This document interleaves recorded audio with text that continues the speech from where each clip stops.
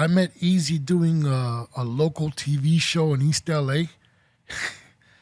It was one of those local things. Yeah. So Dre and the group, they didn't have NWA yet. Yeah. Dre came down, told me he's working on an album with this kid, Eazy-E. He comes into my bus. He knew I had a badass Alpine in my VW bus, 18s and everything. Let me bump it, Tone. Let me play it for you. So I got to hear some of the stuff, right? Oh, that shit is dope. Me and Dre are friends. We caked it, whatever. Oh, I got to go inside to do my show. I'm going to try. Told him my boy's supposed to do about Easy to try to get in there. I walk in, and Eazy-E singing We Shall Overcome. Because the dude treated him like, what the fuck are you doing here? Right. And how'd you get in here? And he just started going, we shall.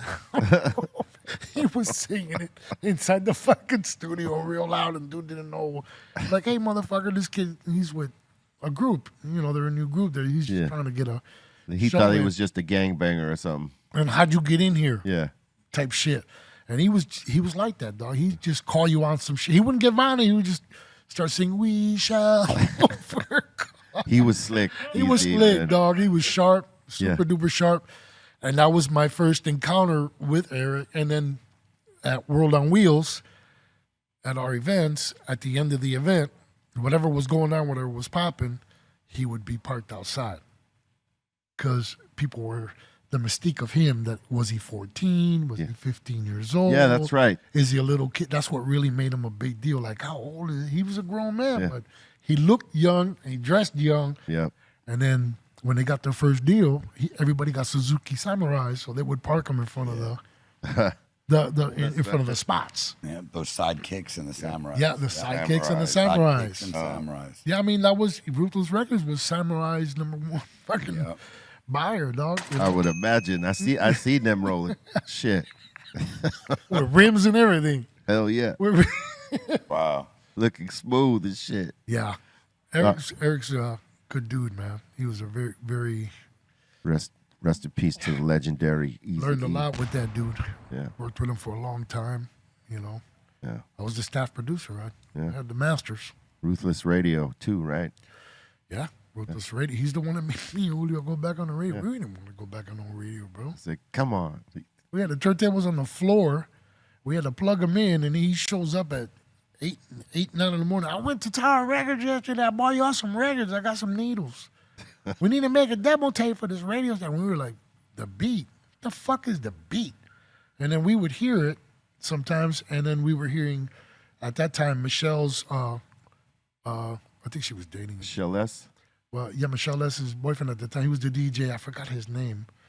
That would DJ before we even got. He was Theo's DJ, and he would be there. He was a Hispanic kid. Yeah, who was Joe something. Biden. No. No. Joe something. I forgot his name. Yeah. You know what I'm talking about. Yeah. It fucking can't. Because they're all remember from the name. they're all from the Bay Area. They're all from the Bay. Yeah. They're all from the Bay. Yeah. So he he took a demo over there. We went over to have a meeting with them, and he was late. And then me and Julio, they call us into the office. We sit there, and they hand me a contract. And Julio sit with me. I mean, Julio was my road dog. Whatever I said, it was going to crack, you know. I looked at the shit, and then I said, yeah, well, I was like, Eric's name not on here, bro. No, but we're trying to move a different direction. We really want you guys, because you guys are the real radio dudes. You're the legends. And I'm looking at them going, wait a minute. We came here because of Eric, and you want us to sign a contract with you without Eric? So Yeah. I can't do that. Yeah, no. And I said, hold on, let me talk to you. Julio, let's go outside real quick. No, this can't go down like this, bro. Call Eric. Call the office and tell them that this shit is going down right now. All right, Tom. Boom. Got on the payphone right there. Because they had the payphone. Remember that little payphone? Yep. Got on that payphone, called the office. Easy was there in 30 minutes. You motherfuckers, you know. They couldn't believe that we did. They thought we were going to sell out. Yeah. The person that brought us to come do something with them. Right. You know, we're like, nah, it ain't going to happen. It didn't, and it didn't. Yeah. You know, we went on there with Eric. And Eric was the man. And that's where he brought Bone Thugs and Harmony. Yeah. He played Thuggish Ruggish Bone over and over again 2 or 3 times. on the show, and he knew what he was doing, man. Yeah. And he had the money and the confidence.